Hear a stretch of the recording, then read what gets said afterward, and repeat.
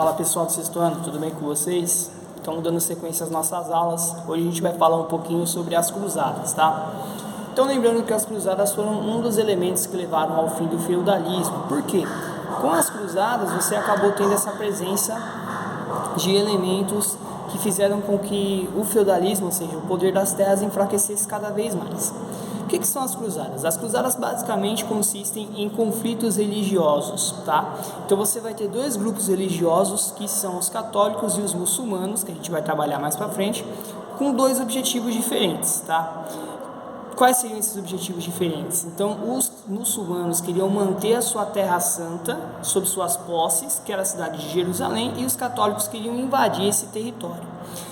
Por que Jerusalém acabou se tornando tão importante, tá, pessoal? Porque era uma das principais rotas comerciais existentes naquela época. Então, a Igreja Católica, com o passar do feudalismo, tendo a sua crise, tendo o seu declínio, ela começa a perceber que para conseguir retomar o seu poder, ela necessita ter áreas de comércio. E nada melhor do que você pegar Jerusalém, que era a ligação entre o comércio do Ocidente e do Oriente, tomar esse território para você conseguir mais poder. Tá? Então nós podemos dizer inicialmente que Jerusalém era a principal cidade comercial da época. Isso aqui a gente está falando do século X, tá, galera? E os conflitos chamados de cruzadas eram um conflito entre a Igreja Católica e a religião muçulmana, combatendo entre si para tomar a cidade de Jerusalém. Lembrando que, pessoal, a gente está falando aqui de século X. A gente tem que lembrar, naquela época a Igreja Católica era extremamente influenciadora sobre as pessoas, na forma de vida, comportamento e entre outras coisas, tudo bem? Então vamos lá. Esses conflitos religiosos se arrastaram por muito tempo, tá bom?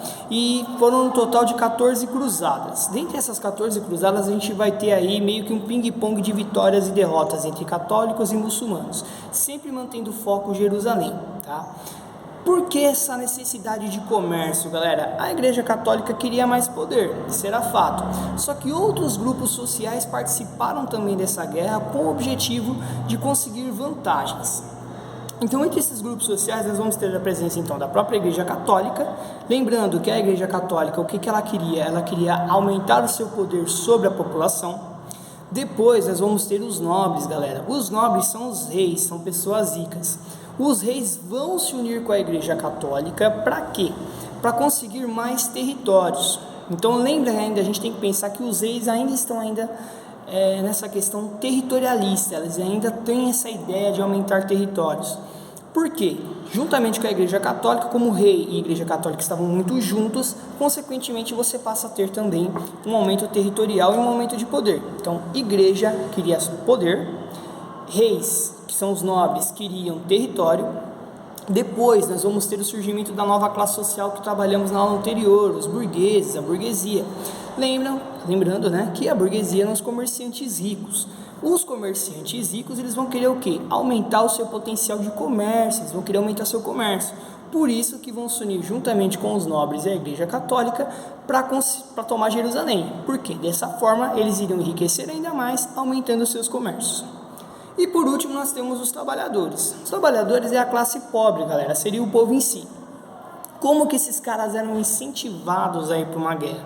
Vamos pensar o seguinte: qualquer tipo de guerra, religiosa ou não, o objetivo da guerra é vencer o inimigo. E vencer esse inimigo você tem aí, consequentemente, a causa de morte, de gastos financeiros e assim por diante. Então vamos pensar comigo: como que eu convenço uma pessoa a ir para uma guerra disposto a morrer, sendo que ela não vai ganhar nada em troca? Eu tenho que pensar em alguma forma de benefício para essa pessoa aí. Então o que a Igreja Católica da época fez? Ela pôs um medo nessa galera. Um medo no quê? Então a pessoa que era uma pecadora, tá?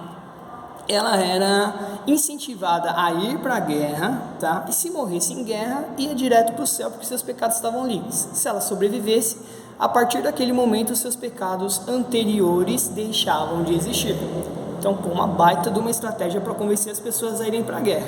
Aí você fala assim comigo, como alguns alunos já questionaram: pô, professor, e a pessoa falar que não quer ir? De jeito nenhum, mesmo com essa proposta maravilhosa. O que acontecia? Então, as pessoas que não iam para a guerra ou que discordavam de qualquer tipo de ação da Igreja Católica naquele período, elas eram chamadas de infiéis. Qual que é a consequência de você ser infiel? O que é um infiel? Um infiel era uma pessoa que não seguia as ordens da Igreja Católica, tá? Tanto que os muçulmanos foram considerados infiéis, e a justificativa da Igreja Católica para tomar esse território, que era Jerusalém, era evitar que essas pessoas fossem para o inferno e contaminassem outras, tá? Isso é o objetivo falso, porque o objetivo real era qual? Tomar o território e se tornar mais rica. Mas lembra, a Igreja Católica não pode falar isso abertamente, que é contra os seus ideais.